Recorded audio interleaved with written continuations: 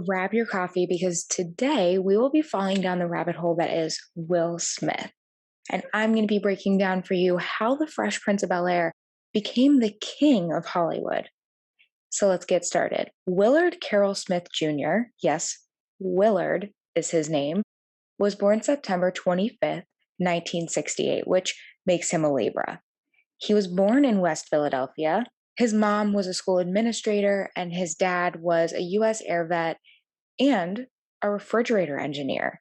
Actually, his first job as a teenager was installing these refrigerators with his dad. He's one of four children. He has an older sister and then a set of younger twins. And although there were rumors of his father not being around when he was a child, it's actually not true. However, his parents did separate when he was just 13 years old. Now, things were rough at home, obviously, if his parents were separating, but Will was excelling in school. Actually, Will Smith has an IQ of 115. What this means is that he's extremely smart. So they're assuming that he was great at math, and with an IQ like that, experts actually say that he was expected to have scored almost perfect on the SAT. But turns out that didn't really matter. The school system noticed his intelligence and offered him a scholarship to MIT, but he didn't take it. Instead, he decided to pursue rap. This is his first love. He was inspired by old school MCs, even saying that Grandmaster Flash was his icon, if anybody knows who that is. And this is really where the Will Smith that we know and love comes into play. Around the age of 16, he began doing hip hop in a duo. He was the MC, and his friend Jeffrey, DJ Jazzy Jeff, was the DJ, of course. So the two met at a house party and they became bonded for life, really. Will was performing under the stage name The Fresh Prince, which was a name given to him in school, and they soon got recognized for their talent. The first single that they put out was titled Girls Ain't Nothing But Trouble, which gained huge attention from big names in the industry like Jive Records and Russell Simmons. This hit led the duo to produce their first album, which was called Rock the House, and that was released in 1987. So get this, that album single-handedly put Will Smith at millionaire status before he was even 18 years old. And shortly after the album took off, the Fresh Prince and DJ Jazzy Jeff received a Grammy for Best Rap Performance. This was in 1987. And it was for their track Parents Just Don't Understand. And since Will was earning so much cash at the time, he was really a big spender, balling out all the time. And yeah, as you guessed, this backfired on him. In 1989, he got in trouble with the IRS for underpaying his income tax. They actually assessed $2.8 million in tax debt and took a ton of Will's possessions. And that same year, he was actually arrested in relation to an alleged assault on his record promoter. Although those charges were later dropped, it's safe to say that 89 was not Will's year. Right around the same time, two major things in Will's life happened. First, the hip hop duo received their second Grammy in 1991 for their song Summertime, which also hit number 4 on the Billboard Top 100. The second thing to happen was NBC offering him the starring role in The Fresh Prince of Bel-Air, a show that we all know and love, I'm assuming. Shortly after receiving his breakout role in acting on a major network, which is crazy, he was already a millionaire, he married his first wife, Sheree.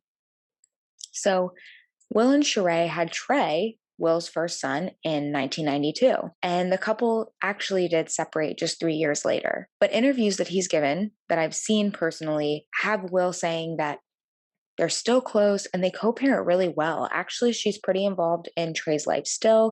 And I'm pretty sure is like friends with Jada. They're kind of like one big happy family unit. So a ton has already happened in Will's life.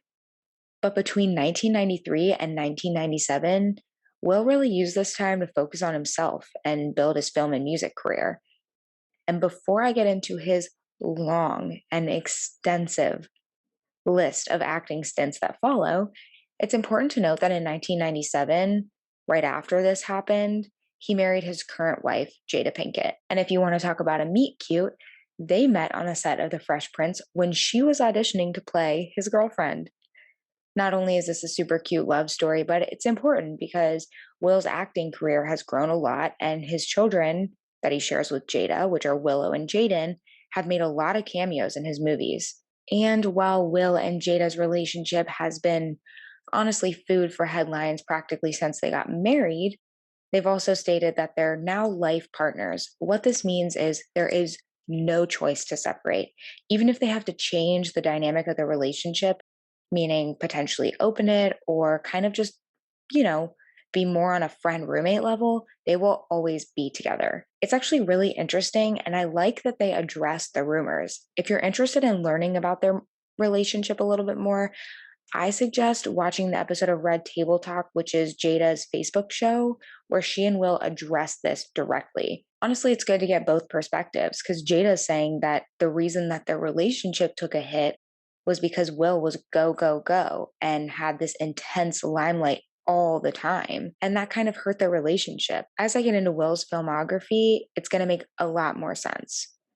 Keep in mind that Will's catchphrase, which is, ah, hell nah, is found in almost all of his films. I just loved that because Will Smith is actually my favorite actor of all time. So now I'm going to have to rewatch all of his films to see if I can find that catchphrase. So, as for Will's acting career, obviously we know it started with The Fresh Prince, but what came after that? Well, what came after that is a lot. Will starred in 6 Degrees of Separation in 1993. Right after that, he started filming Bad Boys, which was released in 1995. 1 year later, he started filming Independence Day, which was released that next year. And this was actually the second highest grossing film in history at the time of its release. Keep that in mind as we go along because Will is involved in a lot of history making here. A year after he broke this record, he kicked off Men in Black, the series, which was the third highest grossing film. Shout out to all my 90s kids who had that on VHS. He didn't only star in the film, but he actually rapped the theme song, which really kicked off his solo rapping career. The theme song topped charts shortly after the film took off, and he hit Billboard #1 with Get Jiggy With It. A year later, in 1998, he starred in Enemy of the State, which we all know and love, I'm sure. And at this point in Will's life and in his career, it was really crazy. He actually had to start picking and choosing his projects, which is a great thing for an actor when you have so many things coming in that you have to pick and choose. But what's wild is literally from 18, his life was like this. He actually turned down major roles like Neo in The Matrix to do other projects like Wild Wild West. And though he says that this wasn't a bad decision and he has no regrets, I think that's up for debate because The Matrix is one of the most popular movies of all time. Although the release of this movie really helped out his solo career because he dropped another album which centered around the film. And this album again hit the top 100 and was certified gold. So he is winning either way. After this, it became hard for Will to focus on music, seeing as he was booking major roles consistently. And in 2001, he played Muhammad Ali in Ali, which was the story of his life. And he was actually nominated for an Academy Award and Golden Globe for Best Actor for his performance in the film. But between 2003 and 2004, he wasn't slowing down. He starred in Bad Boys 2, Shark Tales, and I, Robot, which earned him, get this, a spot in the Guinness World Record book in 2005 for attending the most movie premieres in less than 24 hours. All 3 films were his. He attended all 3 films and he got placed in the record book. So now that's like 3 things he's already crushed. And he really used this to fuel his energy to keep him going.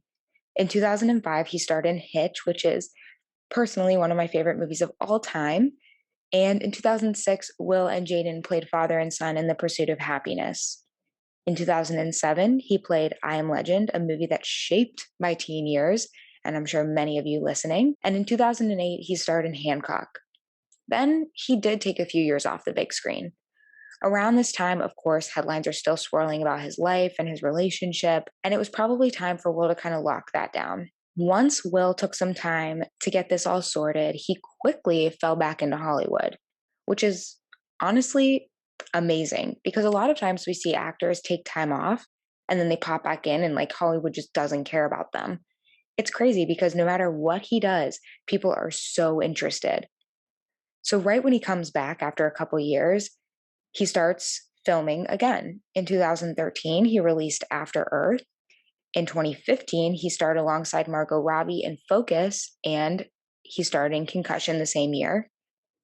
The next year, he released Suicide Squad and Collateral Beauty. The following year, he released Bright, which, fun fact, was actually the most expensive film Netflix ever had to date. They paid more for that film than any other film. And following this, in 2019, he played Genie in Aladdin, which grossed over $1 billion and became the highest grossing film in the US. He also played in Spies in Disguise and Gemini Man that same year, but a lot of people don't even recognize that because he was Genie in Aladdin. Which I want to say, he got a lot of hate for that role, but he would definitely paint his body blue and get a ponytail for a casual 1 billion, right? Then in 2020, right before the pandemic hit, he released Bad Boys for Life and Emancipation, let's not forget. Now here we are. We're all recovering from COVID and from quarantine life. Entertainment is slowly opening back up and stars are getting back into the swing of things. I'm excited to see what happens next with Will's career. But there's a few things left to talk about. Along with acting and rapping, Will dipped his toes in other ventures like writing a children's book. He wrote a book for Trey titled Just the Two of Us, which earned him a couple of bucks, we can assume. And he and Jada have actually founded a private elementary school in Calabasas. This doesn't necessarily earn him money, but it's a good investment long term. In the meantime, he's definitely throwing a lot of money into this. Because of his long and rigorous career, Will Smith's net worth is estimated to be about $350 million, making him one of the richest actors in the world. And along with this title, he was placed in the Guinness World Record book. And along with that, he's one of the only actors to gross over $100 million domestically with 8 movies in a row. Finally, he holds the record for the most Kids' Choice Awards with a total of 6. And although he's very rich and famous, he is also a generous man. For example, in 2007, he donated $1.3 million to charity. But let's break this down for a second. 450,000 of this went to 2 Christian ministries, and 122,000 of this went to 3 different Scientology organizations.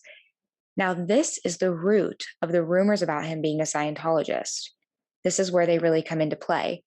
But I think this is a good podcast to kind of take all of those over and say, even though he's donated money to these organizations, he claims to not be religious. He was raised Baptist, but he doesn't say that he's Baptist. He gives, monies to ministries and organizations, but he doesn't claim that as his religion. And I think this really shows with the other things that he supports. For example, Scientology does not support same-sex marriage. However, in 2012, he was very public about the fact that he supported the legalization of same-sex marriage. He also donated to the Obama campaign in 2008, which made his political views pretty clear. And finally, in 2018, he celebrated his 50th birthday by bungee jumping into the Grand Canyon to raise money for the Global Citizen Charity. Now, whether you know of him or you know about him, love him or don't care for him that much, you have to admire the hustle that he put in throughout the years. I mean, he started when he was 16. He was a millionaire before he was 18. He's broken a ton of records. But really, he said it best himself. He looked at his kingdom and he was finally there to sit on his throne as the Prince of Bel-Air. That's it for this deep dive. I hope you learned something about Will Smith. I hope you go ahead and watch Hitch tonight, because that's my favorite movie. And to find my sources for this episode, visit the show notes linked below. DM me on Instagram at Megan the Morning Podcast with which celebrity you want me to cover next time.